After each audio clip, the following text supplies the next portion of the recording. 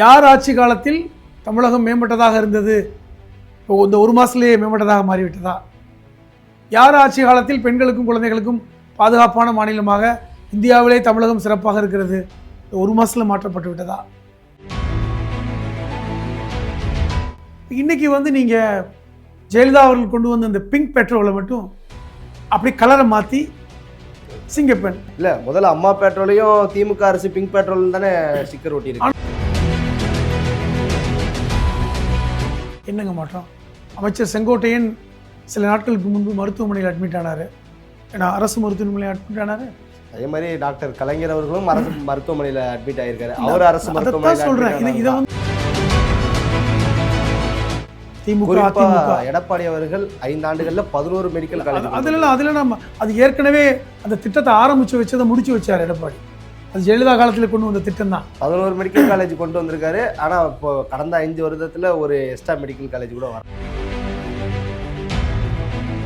2 தாவேகாவுடைய நிர்வாகிகள் கைது.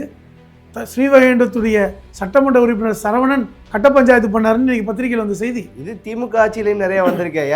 ஏரோஸ்ட் கிட்ட பாலியல் சீண்டல் கொடுத்த திமுக நிர்வாகி, நான் என்ன கேட்கிறேன், கிருஷ்ணகிரியில் பாட்டியிடம் சில்மிசத்தில் ஈடுபட்ட திமுக நிர்வாகி, இப்படி எல்லாம் வந்திருக்கேன். அதே நேரத்தில் குடிப்பவர்களை நீங்க சடனாக நிப்பாட்டினீங்கன்னா அவன் எங்க போவான்? கள்ளசாராயத்தை போவான். அப்படி நிறுத்தி கள்ளசாராய சாவுகளை தமிழ்நாடு பார்த்துருக்கு. கடந்த ஆட்சியிலையும் பார்த்தோம், எல்லா ஆட்சியிலையும் பார்த்துருக்கு. ஆட்சியை விடுங்க, ஆட்சியை பற்றியே பேசலை. ஏன்னா நீங்கள் பார்த்து பயப்படுறீங்க, ஒன்றிய அரசை பார்த்து பயப்படுறீங்க. எங்கே வீராப்பா வெளியே நாங்கள் நீட்டு விளக்க வேண்டும், இல்லைனால் போராட்டம் நடத்துவோம், தமிழக மக்களே கொந்தளிச்சு போயிருக்காங்கன்னு ஒரு பேச்சு பேசாம, ஐயா பார்த்து செய்யுங்க ஐயா, கை கட்டி. இது என்னங்க அது? அப்போ இனி மும்மொழி கொள்கை விஷயத்தில் ஐயா ஐயா கையெழுத்து போட முடியாது ஐயா, நீங்கள் இருமொழி கொள்கைலாம் சரி வராது ஐயா, ப்ளீஸ் ப்ளீஸ் ப்ளீஸ் ப்ளீஸ் வேணாம் ஐயா, இப்படி கேட்பீங்களா?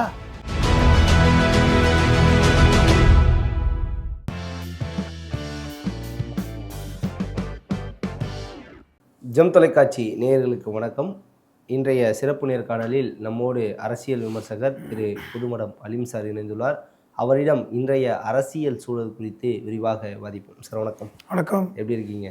நலமா இருக்கேன் சார். அதாவது தமிழ்நாட்டினுடைய முதலமைச்சர் திரு ஜோசப் விஜய் அவர்கள் டெல்லி பயணம் மேற்கொண்டிருக்கிறார்.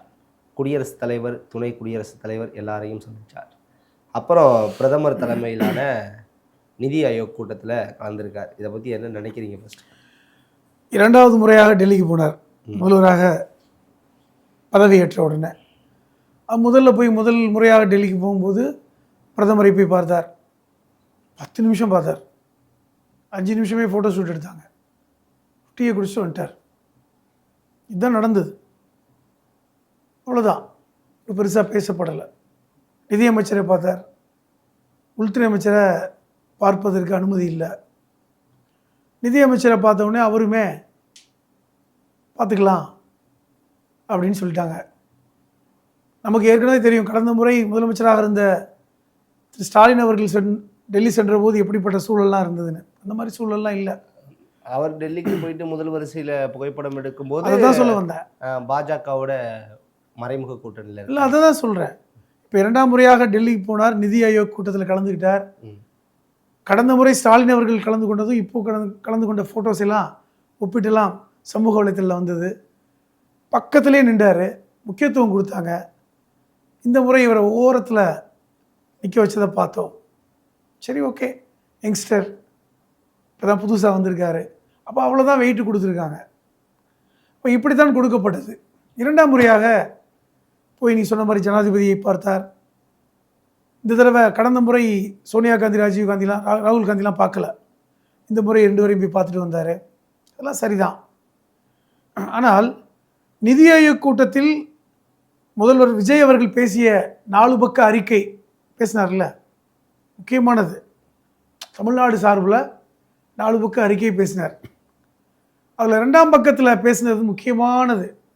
என்ன தெரியுமா சொன்னார்? இந்தியாவிலே தமிழகத்தில் தான் பெண்களுக்கும் குழந்தைகளுக்கும் பாதுகாப்பு இருக்கிறது.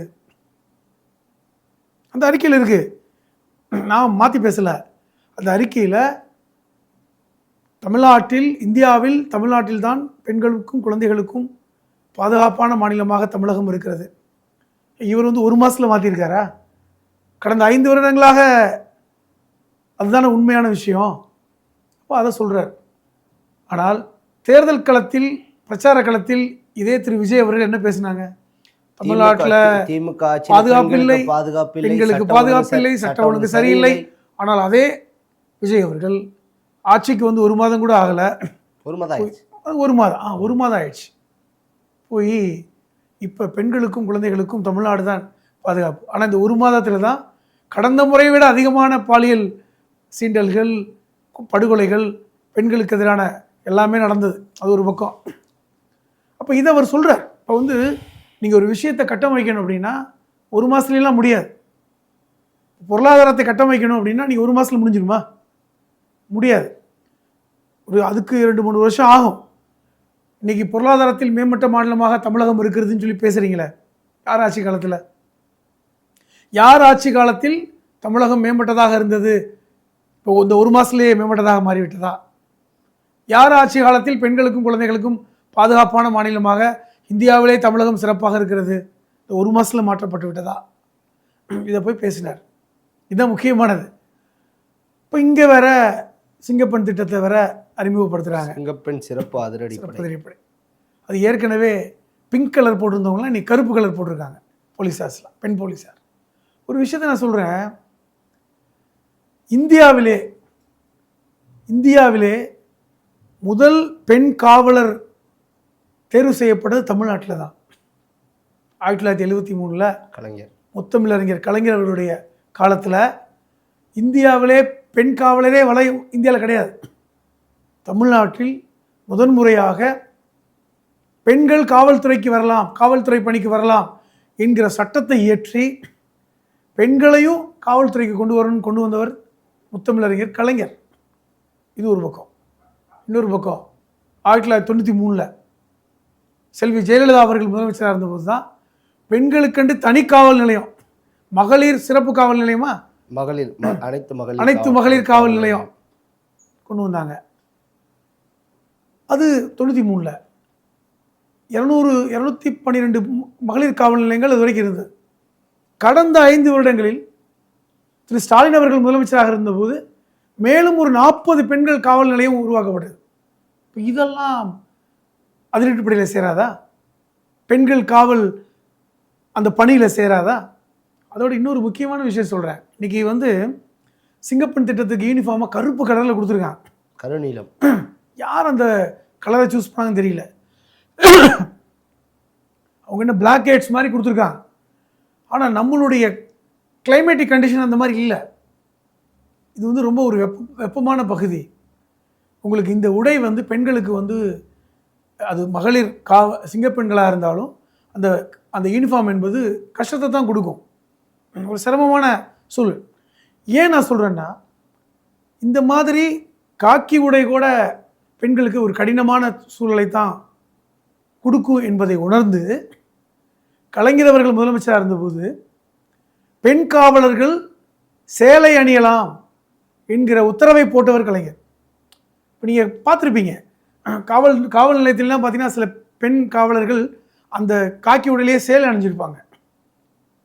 இது வந்து நம்முடைய பெண்களுக்கு என்னதான் காவல் அதிகாரிகளாக இருந்தாலும், என்னதான் காவலர்களாக இருந்தாலும் அவர்கள் கடினப்பட்டு விடக்கூடாது, அவர்களுக்கு வந்து அந்த உடை உபத்திரமாகிடக்கூடாது, கஷ்டத்தை கொடுத்துடக்கூடாது என்கிற மனிதாபிமான அடிப்படையில் காவல்துறையில் பணியாற்றுகின்ற பெண்மணிகள், காவலர்கள், வீராங்கனைகள் பெண் சாரி உடை அணியலாம். சிலர் மட்டும் ஆயுதப்படையில் இருப்பாங்க, சின்ன இளைஞர்களாக இருப்பாங்க. அவர்கள் வந்து யூனிஃபார்ம் போடணும், கொஞ்சம் வயசாகிட்டா அவர்களுக்கு கொஞ்சம் ப்ரிஃபரன்ஸ் கொடுக்கணும். இது எல்லாமே நம்மளுடைய பெண்களுடைய வாழ்வியலை அடிப்படையாக கொண்டு இந்த உடை கலாச்சாரம், அந்த வேலை தொடர்பான விஷயங்கள்லாம் வைத்தார். நான் அந்த காலகட்டத்திலே வந்து பெண்களுக்குன்னு தனி ஐஜியை கொண்டு வந்தாங்க ஜெயலலிதா அவர். இந்த பெண் காவல் நிலையத்துக்குன்னு தனி ஐஜி, பெண் காவல் நிலையத்து ஏடிஜிபி, எஸ்பி. இந்த சிஸ்டம் வந்து என்னென்னா, காவல் நிலையத்தில் வந்து ஒரு பெண் ஆண் காவலரிடம் சில விஷயங்களை சொல்ல முடியாது. நான் பாதிக்கப்பட்ட விஷயத்த ஒரு பெண் இன்னொரு பெண்ணிடம் சொல்வதை போன்று இருக்காது. இப்போ இதெல்லாம் வந்து நம்மளுடைய கலாச்சாரத்தின் அடிப்படையிலானது. இப்போ நம்ம வந்து மேற்கத்திய நாட்டில் அது ஒரு பெரிய விஷயமா இருக்குது. ஆனால் இங்கே அப்படி இல்லை. நம்ம வந்து ஒரு கணவனால் பாதிக்கப்பட்ட பெண், ஒரு குடும்பத்தினரால் மாமியாரால் கொடுமைப்படுத்தப்பட்ட பெண் போய் வந்து ஒரு பெண் காவலரிடம் போய் விட்டு பேச முடியும். இதன் அடிப்படையில் இந்த கிரவுண்டில் தான் இதெல்லாம் உருவாக்குனாங்க.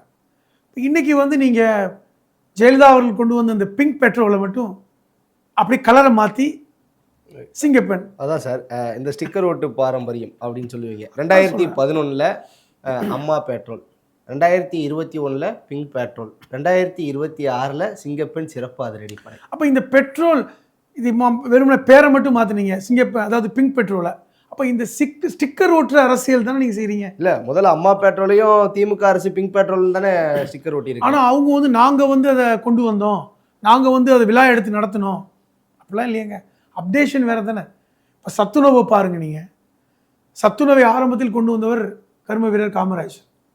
ஏன்னா பள்ளிக்கூடங்களில் உணவு இல்லை அதனால் படிக்க வரல, ஏன்னா ஒருவேளை உணவு இல்லாமல் இருக்கிறாங்க, அந்த குழந்தையும் வேலைக்கு போகணும், அது வேண்டாம், நாங்களே உணவு கொடுக்குறோன்னு சொல்லி கொண்டு வந்தார்ல கர்ம வீரர் காமராஜ்.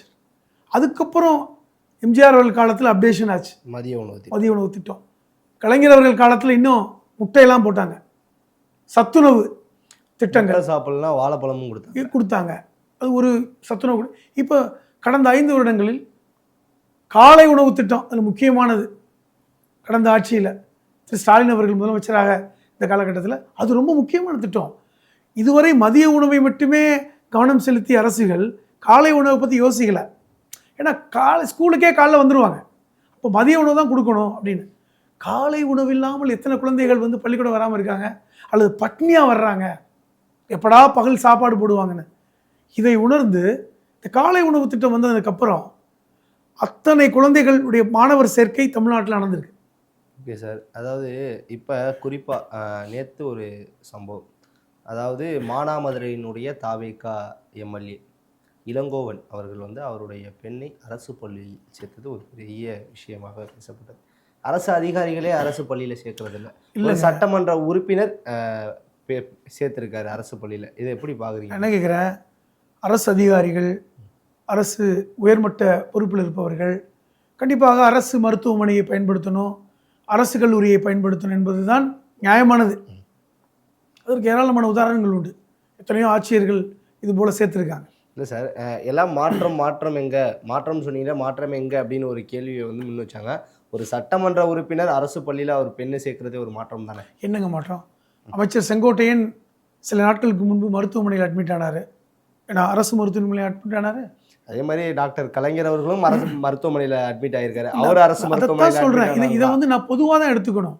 அவர் செஞ்சுட்டார், மாற்றம் வந்துருச்சு, அவங்க செய்யலை, மாற்றம் வரலைன்னு இல்லை. இது பொதுவாக தான் இருக்கணும். ஆனால் இன்றைக்கி வந்து பாருங்கள், இன்றைக்கி வந்து இந்தியாவிலே தமிழ்நாட்டில் தான் அதிகமான மருத்துவக் கல்லூரிகள் இருக்குது. தமிழ்நாட்டிலே அது 2 ஆட்சிகளிலுமே அதிகமாக கொண்டு வந்தாங்க. திமுக அதிமுக. எடப்பாடி அவர்கள் 5 ஆண்டுகளில் 11 மெடிக்கல் காலேஜ். அதில் நம்ம அது ஏற்கனவே அந்த திட்டத்தை ஆரம்பித்து வச்சதை முடிச்சு வச்சார் எடப்பாடி. அது ஜெயலலிதா காலத்தில் கொண்டு வந்த திட்டம் தான். 11 மெடிக்கல் காலேஜ் கொண்டு வந்திருக்காரு. ஆனால் இப்போ கடந்த 5 வருடத்தில் ஒரு எக்ஸ்ட்ரா மெடிக்கல் காலேஜ் கூட வரல. இல்லைங்க, கடந்த 5 வருடங்களில் அது பல்வேறு சிக்கல்கள், நீட் பிரச்சனைக்கு போராட்டங்களுமா இருக்கட்டும், ஒன்றிய அரசு அனுமதி கொடுக்காததாக இருக்கட்டும், பல்வேறு சிக்கல்கள். இன்றைக்கி ஒவ்வொரு மாவட்டத்திலையும் ஒரு மருத்துவக் கல்லூரி இருக்குதுங்க. தமிழ்நாட்டில் ஒவ்வொரு மாவட்டத்திலையுமே ஒரு மருத்துவக் கல்லூரி வந்து விட்டது. இன்னும் சொல்லப்போனால் இந்தியாவிலே அதிகமான மருத்துவ மாணவர்கள் படிக்கின்ற மாணவர்கள் தமிழ்நாட்டில் தான் இருக்காங்க. அது ஒரு பக்கம். இன்றைக்கி வந்து சென்னையில் எடுத்துக்கிட்டிங்கன்னா ராஜீவ்காந்தி மருத்துவமனை, ஒவ்வொரு மருத்துவமனையுமே இன்றைக்கி வந்து அப்கிரேட் ஆகிருக்கு மருத்துவத்தில். இந்தியாவில் தமிழ்நாடு மருத்துவ ஹப்பாக இருக்கிறது. இன்றைக்கி வந்து இந்தியாவில் வெளிநாடுகளிலிருந்து சென்னைக்கு வர்றாங்க மருத்துவத்துக்கு. அது மாற்றப்பட வேண்டும். இன்னொன்று, நீ சொன்னீங்க தாவேகாவுடைய சார்ந்தவர் மகனை படிக்க வைக்கிறார். ஆனால் தாவேகாவை சார்ந்த பலரும் இன்னைக்கு பாலியல் வழக்கில் கைதாகிட்டு இருக்காங்க. அது தெரியுமா உங்களுக்கு? ஸ்ரீவைகுண்டத்தில் 2 தாவேகாவுடைய நிர்வாகிகள் கைது, ஸ்ரீவைகுண்டத்துடைய சட்டமன்ற உறுப்பினர் சரவணன் கட்ட பஞ்சாயத்து பண்ணாருன்னு இன்னைக்கு பத்திரிகையில் வந்த செய்தி. இது திமுக ஆட்சியிலையும் நிறைய வந்திருக்கேன். ஏரோஸ்ட் கிட்ட பாலியல் சீண்டல் கொடுத்த திமுக நிர்வாகி, நான் என்ன கேட்கிறேன், கிருஷ்ணகிரியில் பாட்டியிடம் சில்மிசத்தில் ஈடுபட்ட திமுக நிர்வாகி, இப்படி எல்லாம் வந்திருக்கேன். அப்ப நீங்க எந்த மாற்றத்தையும் கொண்டு வரல. நான் கேட்கிறேன், அப்ப நீங்க மாற்றத்தை கொண்டு வரல, அதை வந்து கண்டினியூ பண்றீங்களா? அப்போ நான் மாற்றத்தை கொண்டு வந்துட்டோம், எல்லாத்தையும் மாத்திட்டோம், இனிமேல் வந்து எதுவுமே நடக்காது, தமிழ்நாடு வேற லெவலுக்கு போயிடுச்சு, அது போய் ஏற்கனவே என்ன நடந்துட்டு இருக்கோ அது நடக்குதுன்னு ஒத்துக்கிறீங்களா? அப்போ நான் என்ன கேட்குறேன்னா, இந்த பிரச்சனைகளை கட்டுப்படுத்துவதற்கு பல்வேறு வழிகள் இருக்குது. சட்டம் ஒழுங்கு மட்டும் இல்லை, நீங்கள் கவுன்சிலிங் கொடுக்கணும், வாழ்வியல் முறையை மாற்றணும். இப்போ நீங்கள் உதாரணம் சொல்கிறேங்க, பார்த்து கொண்டு இருக்கவங்களும் கேட்கட்டும். இன்றைக்கி ஜப்பானில் போயிட்டீங்கன்னா ரோடு க்ளீனாக இருக்கும், சிக்னலை விட்டு 1 இன்ச்சு நகர மாட்டாங்க, பாதசாரிகள் கிடக்கிற இடத்துல அந்த வண்டிகள் அப்படி நிற்கும், காவலர்களே தேவையில்லை, காவலர்களே இருக்க மாட்டாங்க, அந்த மக்களே அந்த சட்டத்துக்கு உட்பட்டு போயிட்டு இருப்பாங்க. அதுக்கு ஒரு ஜப்பானை சார்ந்த ஒருத்தர் சொல்கிறார், இங்கே மட்டும் எப்படி அதுக்கான வாய்ப்புனா சட்டம் ஒழுங்குக்காக இல்லை, ஒரு கடுமையான சட்டத்தினால தான், அப்படி இல்லை, அவர்கள் அப்படி வளர்க்கப்பட்டிருக்கிறார்.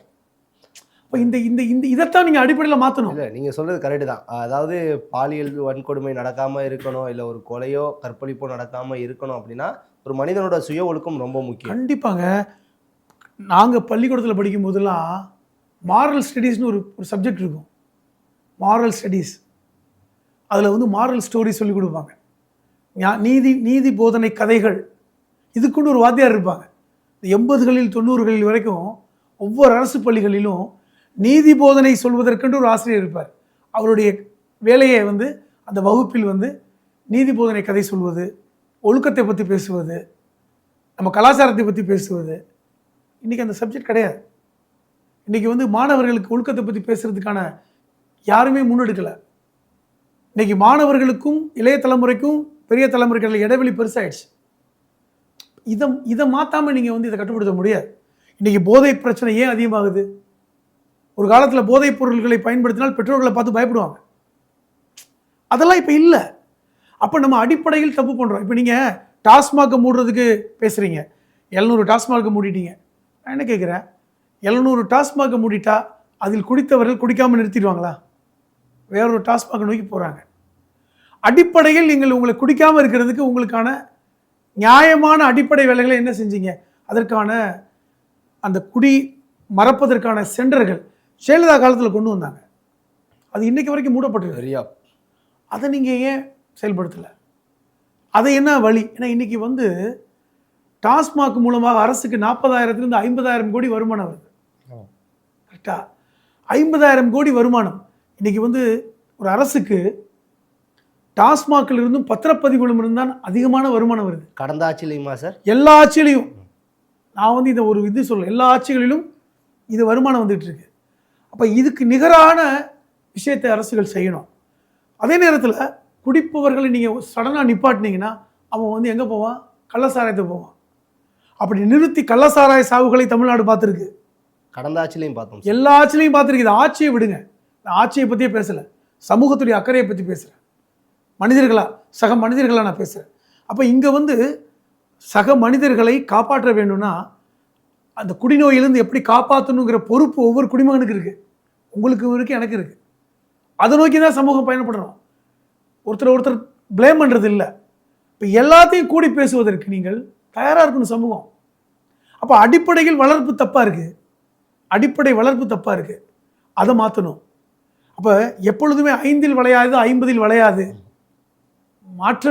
மாற்றம் தான் முக்கியம். இப்போ இது எல்லாத்தையும் பேசி தான் சரி பண்ணணுமே ஒழிய ஓவர் நைட்டில் 700 கடையை மூடிட்டா இனிமேல் போதை இல்லா தமிழகம், ஒயின் ஷாப் இல்லா தமிழகம், அதெல்லாம் ஒன்றுமே கிடையாதுங்க. அடிப்படையில் சமூக அக்கறையும் அடிப்படையில் சமூகத்துடைய பங்களிப்போடு தான் இந்த விஷயத்தை செய்ய முடியும். நீங்கள் சொல்கிறது மாதிரி பார்த்தா திருடனாய் பார்த்து திருந்தாவிட்டால் திருத்த முடியாது. திருடனாய் பார்த்து திருந்த மாட்டான். திருடனை உருவாக்காமல் இருப்பதுக்கு இந்த சமூகம் என்ன பண்ணுது? சின்ன வயசுலேருந்தே திருடு தவறுங்கிறத சொல்லிக் கொடுக்கின்ற வேலையை சமூகம் செய்யணும். பெற்றோருக்கும் கடமை இருக்கிறது, ஆசிரியருக்கும் கடமை இருக்கிறது, சமூகத்துக்கும் கடமை இருக்குது, எல்லாருக்குமே கடமை இருக்குது. அந்த சுய ஒழுக்கம் செல்ஃப் டிசிப்ளின் வந்துருச்சுன்னா இவ்வளோ பெரிய பாதிப்பை ஏற்படுத்தாது. இன்னைக்கு ஒவ்வொரு நாடுகளிலும் மது அருந்துபவர்கள் இருக்க தான் செய்கிறாங்க. ஏன் அங்கே மட்டும் அந்த பிரச்சனை இல்லை? காரணம் சுய ஒழுக்கத்தை பார்த்துக்கிறாங்க. சமூகத்துக்கு எந்த பிரச்சனையும் வந்து விடக்கூடாது, என்னால் இந்த ரோட்டில் பிரச்சனை வரக்கூடாது, என்னால் பிற மனிதர்களுக்கு எந்த பிரச்சனையும் வரக்கூடாது என்று ஒருவன் நினைத்தாலே பிரச்சனை இல்லை. இதை அரசு மட்டும் நினைச்சு சாதிக்க முடியாது. ஆனால் அதே நேரத்தில் நீங்கள் அந்த அரசை ப்ளேம் பண்ணீங்கல்ல, போன அரசு ஒன்றுமே பண்ணலை, போன அரசு எதுவுமே செய்யலை, இந்த ஒரு மாதத்தில் நீங்கள் என்ன பண்ணிட்டீங்க? அப்போ நீங்கள் வந்து அந்த உண்மையை நீங்கள் உணர்ந்துட்டீங்க, உங்களுக்கு புரியுது நிலைமை. அதனால் இதை ஒருத்தர் ப்ளேம் பண்ணுவதை விட ஒட்டுமொத்த சமூகம் இணைந்து செய்ய வேண்டிய சில விஷயங்களை அரசு மேலேயோ அல்லது பொதுமக்கள் மேலேயோ இல்லை கடந்து போன அரசு தான் காரணம் பழி போடுவது என்பது தவறு. Okay sir. அதாவது நிதி ஆயோக் கூட்டத்தில் நீட் தேர்வுக்கு எதிர்ப்பு தெரிவிச்சிருக்கார் தமிழக முதல்வர் அவர்கள். குறிப்பாக +2 மதிப்பெண் அடிப்படையில் தான் மருத்துவ இடங்களை நிரப்ப வேண்டும் அப்படின்னு சொல்லியிருக்காரு ஒரு விஷயம். அது மட்டும் இல்லாமல் பிரதமர் மோடியோட தனி ஆலோசனையும் நடத்தியிருக்கார். இது எனக்கு என்ன புரியலன்னா, என்னமோ நீங்கள் போய் ரொம்ப ரிக்வஸ்ட்டாக +2 மதிப்பெண் அடிப்படையில் தான் கொடுக்கணுங்க ஐயா, பார்த்துக்குங்க ஐயா, கேட்டோடனே கொடுத்துருவாங்களா? உங்களுக்கு புரியலைங்க. நீட் விஷயத்தில் சட்டம் இயற்றப்பட்டிருக்கிறது ஒன்றிய அரசால். கல்வி வந்து கான்கரண்ட் லிஸ்ட்டில் இருக்குது, பொதுப்பட்டியலில் இருக்குது. நீங்கள் என்ன தெரியுமா நியாயமாக கேட்கணும்?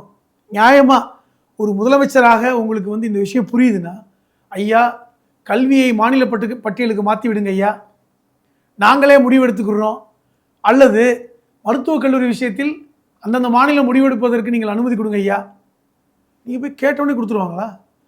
இது எவ்வளோ பெரிய போராட்டம் நடக்குது, எத்தனை பேர் தற்கொலை பண்ணியிருக்காங்க. கடந்த இந்த நீட் விஷயத்தில் 23 லட்சம் மாணவர்கள் நீட் எக்ஸாம் எழுதி திருப்பி மறுபடியும் எக்ஸாம் எழுத போகிறாங்க, கொஷின் பேப்பர் வெளியே வந்துருச்சுன்னு. அது எவ்வளோ பெரிய பணம் இருக்குது. இந்த ட்ரைனிங் சென்டர்னு சொல்லிட்டு, நீட் ட்ரைனிங் சென்டர்னு சொல்லிட்டு எத்தனை கோடிகள் புழங்குது. இதெல்லாம் புரிஞ்சுக்காம போய் நீங்கள் பிரதமர் மோடியை பார்த்து ஐயா ஐயா வேணா ஐயா விட்டுருங்க ஐயா, நீங்கள் ஒரு முதலமைச்சருங்க, அதை அவர் இதை சொன்னால் அவர் சிரிக்க தான் செய்வார். இது எப்படி விடுவாங்க? இவர் போய் விஜய் கேட்டார், தமிழக முதல்வர் விஜய் வந்து சொல்லிட்டனால விட்டுருவாங்களா? ஒன்றும் வாய்ப்பில்லை. நீங்கள் இதை சட்ட போராட்டம் நடத்தணும். நீதிமன்றத்தில் சட்ட போராட்டம் ஏற்கனவே நடந்துகிட்டு இருக்கு.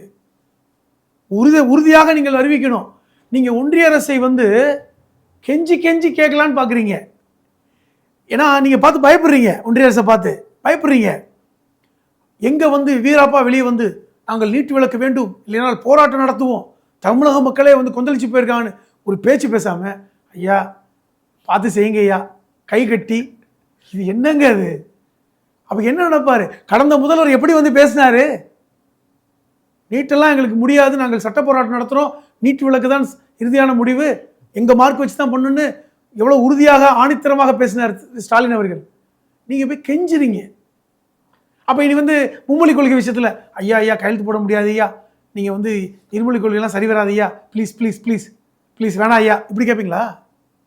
கேட்குறேன், ரொம்ப ரிக்வஸ்ட் பண்ணி கை கட்டி ஐயா தயவுசெய்து மும்மொழி கொள்கை வேணாம் ஐயா, எனக்கு பயமாக இருக்கியா, விட்டுருங்க ஐயா.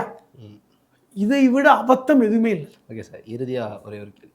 அதாவது இன்றைக்கு காலையில் 10 மணிக்கு, அதாவது நேற்றைய தினமே வந்து நடிகர், இயக்குனர், நடன இயக்குனர் திரு ராகவா லாரன்ஸ் அவர்கள் என்னுடைய வாழ்க்கை குறித்து ஒரு முக்கிய முடிவை அறிவிக்க போகிறேன் அப்படின்னு சொல்லியிருந்தார். இன்னைக்கு காலைல 9:30 மணிக்கெலாம் ஆல்மோஸ்ட் சொல்லிட்டார், அதாவது நான் அரசியலில் ஈடுபட போகிறேன் அப்படின்னு. அதுக்கப்புறம் ஒரு காணொலியும் வெளியிட்டார். வெளியிட்டுட்டு நிறைய விஷயங்களை வந்து சொன்னார். சீமான் அவர்களை அண்ணனை விமர்சித்ததுக்கு அப்புறம் தான் என்னோடய அரசியல் பயணம் தொடங்குச்சு. ஆரம்பத்தில் என்னோடய அம்மாலாம் வந்து வேண்டானாங்க. அதாவது சூப்பர் ஸ்டார் ரஜினிகாந்த் அவர்களோட சேர்ந்து செயல்படணும்னு ஆசைப்பட்டேன், முடியலை. அதுக்கப்புறம் விஜய் அவர்கள் கட்சி ஆரம்பிக்கும் போது எங்கள் அம்மா கிட்ட சொன்னேன், வேணாம், இதெல்லாம் வந்து விஜய் அவர்களுக்கே வந்து சொன்னாங்க, இதெல்லாம் அரசியல் ஒரு சாக்கடை, இது உனக்கு வேணாம்ப்பா அப்படிங்கிற மாதிரி சொன்னாங்க. ஜெயித்ததுக்கு அப்புறம் சிக்னல் கொடுத்துருக்காங்க. நான் அரசியலில் தொடர்றதுக்கான வாய்ப்பு இருக்குது. 22 ஆண்டுகாலமாக என்னுடைய சேவை ஒரு புறம் தொடர்ந்துட்டுருக்கு. மக்கள் நீங்கள் அரசியலில் ஈடுபடலாம் அப்படின்னு சொன்னீங்கன்னா நான் ஈடுபடுறேன், இல்லைனா ஈடுபடலை அப்படிங்கிற ஒரு விஷயத்த சொல்லியிருக்காரு. இதை எப்படி பார்க்குறீங்க? ஒருவேளை அவர் அரசியலில் வந்தால், நிறைய சமூக வலைதளங்களில் போயிட்டு இருந்துச்சு, திருச்சி கிழக்கில் ராகவா லாரன்ஸ் போட்டி தாவேகா சார்பாக அப்படிங்கிற ஒரு விஷயம்லாம் வந்து நிறைய இருந்துச்சு. ஒருவேளை தாவேகால இணைய வாய்ப்பு இருக்கா? இல்ல அண்ணாமலை அவர்களுடைய இயக்கமான வி லீடர்ஸ் அதில் இணைய வாய்ப்பு இருக்கா? இல்ல புதிய கட்சி ஏதாவது ஆரம்பிக்க வாய்ப்பு இருக்கா? இது ரொம்ப துரதிர்ஷ்டமான ஒரு காலகட்டங்க. நடிகர் நடிச்சிட்டா, ஒரு பாப்புலர் ஆகிட்டா அரசியலுக்கு வந்துடலாம். எனக்கு இது எல்லாரையும் தெரியும். இல்ல லாரன்ஸ் மாஸ்டரை பொறுத்த வரைக்கும் நிறைய சேவை சொல்கிறாங்க. செஞ்சுருக்காங்க. இது வந்து ரொம்ப துரதிர்ஷ்டமானது. ஏன் நடிகர் சூர்யா உடைய அகரம் ஃபவுண்டேஷன் செஞ்சதை செஞ்சுட்டார் அவர். அகரம் ஃபவுண்டேஷன் மூலமாக ஆயிரக்கணக்கான ஏழை எளிய மாணவ மாணவிகள் இன்றைக்கி உயர்கல்வி படிச்சுட்டு இருக்காங்க. பலரும் பெரிய பொறுப்பில் இருக்காங்க தெரியுமா? அவரும் அரசியலுக்கு வர்றேன்னு சொல்லலையே. எவ்வளோ பெரிய ஃபவுண்டேஷன் அது. அத்தனை ஏழை எளிய மாணவர்கள் இலவசமாக படிக்க வச்சுட்டு இருக்கார். அது மாதிரி இவர் ஆயிரக்கணக்கான பேரை படிக்க வச்சிட்டாரா? அல்லது ஆயிரக்கணக்கான மருத்துவ உதவிகள் செஞ்சு எத்தனையோ சின்ன சின்ன நடிகர்கள் எத்தனையோ வேலைகள் செஞ்சுட்டு இருக்காங்க. ஒரு டிவி ஆர்டிஸ்ட் பாலா அவர்களும் இவருடைய மாற்றம் அமைப்புல தானே இருக்காரு. சொல்கிறேன் கேளுங்க, இப்படி பலரும் இருக்காங்கன்ற. பலரும் பேரை வெளியே சொல்லாமல் தான் செய்கிறத சொல்லாமல் செஞ்சுட்டு இருக்க எத்தனையோ பேர் இருக்காங்க. சினிமா துறையில் பல துறைகள் இருக்காங்க. பல தொழிலதிபர்கள் இந்த வேலையை செஞ்சுட்டு இருக்காங்க. இது ஒரு சமூக சேவையாக பலரும் செஞ்சுட்டு இருக்காங்க. அதுவும் அரசியல் தான். இதை செஞ்சுட்டா நான் அரசியலுக்கு வர்றேன், இது முதல்ல என்னால் ஏற்றுக்கொள்ள முடியல. அவர் நல்ல மனிதராக இருக்கட்டும். ஏன்னா இந்த முக்கியத்துவம் தான். இப்போ நம்ம வந்து திரு விஜய் அவர்களுக்கு முக்கியத்துவம் கொடுத்து முதலமைச்சராக உட்காந்து வச்சுருக்கோம்ல, இது இந்த இந்த தப்பை தான் இன்றைக்கி எல்லாரும் அட்வான்டேஜாக எடுக்கிறாங்க. யாருனாலும் வந்துடலாம். அந்த பவன் கல்யாண் சொன்னார்ல, 15 வருஷமாக அரசியல் இருக்கையா, இவங்க கட் அவுட்டை பார்த்தே முதலமைச்சர் ஆக்கிட்டாங்கன்னு சொன்னாரா? இது இது இது வந்து சரியான விஷயம் இல்லைங்க. அரசியல் என்பது இங்கே வந்து களத்தில் முதல்ல கீழே இறங்கி மக்களோட மக்களாக செயல்பட்டு ஒரு அமைப்பை ஏற்படுத்தி அதில் பயணப்பட்டு வரணும்ல. இன்னமும் இந்த வெளிச்சத்தை பார்த்து விட்டு நீங்கள் அரசியல் வந்து விட்டு நாங்கள் வந்துடலாமா, எம்எல்ஏ ஆகிடலாமா, அமைச்சர் ஆகிடலாமா. தூத்துக்குடியில் ஒருத்தர் அமைச்சர் ஆனார்ல, ஒருத்தர் ஸ்ரீநாத், அவருக்கு எங்கே மீன்வளத்துறை அமைச்சர் சார், அவருக்கு வந்து தன் தொகுதியோட எல்லையே தெரியல. இங்கே திருச்செந்தூரில் போய் நன்றி, எனக்கு ஓட்டு போடுறதுக்கு நன்றி. அங்கே இருக்கவங்க சொல்கிறாங்க, ஐயா இது அனிதா ராதாகிருஷ்ணனுடைய தொகுதியா, உங்கள் தொகுதி அங்கே இருக்கியா? அதான் நிலைமை. அப்போ இதெல்லாம் முதல்ல இவர் நிற்கட்டும், பிரச்சனை கிடையாது. இவர் வந்து தாவேக்கால சேரட்டும் அல்லது அண்ணாமலையோட சேரட்டும், அதை பற்றி பிரச்சனை இல்லை. ஆனால் நம்ம கொடுக்குற முக்கியத்துவம் இருக்குது பார்த்தீங்களா, இது முக்கியமானது. இது வந்து இதை நம்ம என்கரேஜ் பண்ணக்கூடாதுங்கிறது என்னுடைய தனிப்பட்டது. என்ன பண்ணிட்டோம்னு சொல்லிட்டு வந்துட்டு ஒரு முகம் தெரிந்த ஒருத்தரை நம்ம இப்படி தூரம் தூக்கி நிறுத்துறோம் அப்படிங்கிறது தான். அரசியலுக்கு வரட்டுங்க, யாருனாலும் அரசியலுக்கு வரலாம். அவர் வந்து முதலில் அடிப்படையில் நீங்கள் சொன்ன மாதிரி அண்ணாமலையோட சேர்ந்து பயணிக்கட்டும், ஒரு அமைப்பு அரசியல் படுத்தக்கூடிய வேலையை பண்ணட்டும். இப்போ எதுக்கு என்ன பண்ணிகிட்டு இருக்கேன், என் முகம் தெரியுது, இப்போ நான் போய் நிற்க வரேன். அதுவும் நீங்கள் கேட்டீங்க பாருங்கள், திருச்சி கிழக்கில் போட்டிடுவாரா? இல்லை, நிறைய சமூக வலைதளங்களில் ஸ்ப்ரெட் ஆயிடுச்சு. தான் சொல்கிறேன். இப்போ வந்து சமூக வலைதளங்களில் ஸ்ப்ரெட் ஆனாவே அவர் வந்து பெரிய தலைவர் அப்படி எடுத்துக்கலாமா? அதான் அர்த்தம். திருச்சி கிழக்கில் இருக்கக்கூடிய நபர் ஒருத்தர் அந்த ஊருக்கு அந்த பகுதியை சார்ந்த ஒருத்தர் எம்எல்ஏ ஆனால் அந்த மக்களுக்கு எவ்வளோ நன்மை. இவர் இங்கே இருந்துக்கிட்டு இப்போ திரு விஜய் அவர்கள் நம்பி திருச்சி கிழக்கு மக்கள் வாக்களித்தாங்க. என்ன நடந்துச்சு இப்போது? என்ன ஒன்றுமே நடக்கலை. திருப்பி மீண்டும் ஒரு வாய்ப்பு இப்படி கொடுத்தால் கண்டிப்பாக திருச்சி கிழக்கு மக்கள் வாக்களிக்க மாட்டாங்க. எங்கள் ஒரு மாட்டுக்கு ஒரு சூடு தானேங்க, சும்மா அந்த சூடை திருப்பி போட்டுக்க மாட்டாங்க. அதனால் வந்து திருச்சி கிழக்கில் அவர் போட்டிக்கிட்டால் அவர் நல்ல மனிதராக இருக்கட்டும். அடிப்படையில் திரு லாரன்ஸ் அவர்கள் நல்ல மனிதர் தான், அதில் மாற்றம்லாம் எனக்கு தெரியல. எத்தனையோ பேருக்கு ஹெல்ப் பண்ணியிருக்காரு. அது இயல்பாக அவர் மட்டும்தான் ஹெல்ப் பண்ணாரான்னு நான் கேட்குறேன். பலரும் ஹெல்ப் பண்ணிக்கிட்டு இருக்காங்கன்னு சொல்கிறேன். இவரை விட மேம்பட்ட இடத்துல நிறைய பேர் இருக்காங்கன்னு சொல்கிறேன். அப்போ அந்த வெளிச்சத்தை எதுக்கு கொடுக்குறீங்க? ஒரு பாப்புலாரிட்டியை வச்சு அதை நீங்கள் வந்து பயன்படுத்த முடியுமான்னு பார்க்குறீங்க. இது என்னை பொறுத்தவரை இது போன்று வருகின்றவர்களை என்னை பொறுத்தவரை நான் வந்து ஆதரிக்க விரும்பலை. அடிப்படையில் முதலில் வந்து அரசியலில் பயணப்படட்டும். ஏற்கனவே செஞ்ச தப்பை பண்ணக்கூடாது. அரசியலில் பயணப்படட்டும், அரசியல் கட்சியில் சேரட்டும், அது அவருடைய உரிமை. சேர்ந்து மக்களோட மக்களாக பயணப்படட்டும், மக்களோட பிரச்சனைகளை வந்து பேசட்டும். அதுக்கப்புறம் அவர் தாராளமாக தன்னை தலைவர் ரேஞ்சுக்கு உயர்த்திக்கட்டும். அதுதான் என்னுடைய கருத்து. ஓகே சார், சிறப்பான தகவலுக்கு ரொம்ப நன்றி.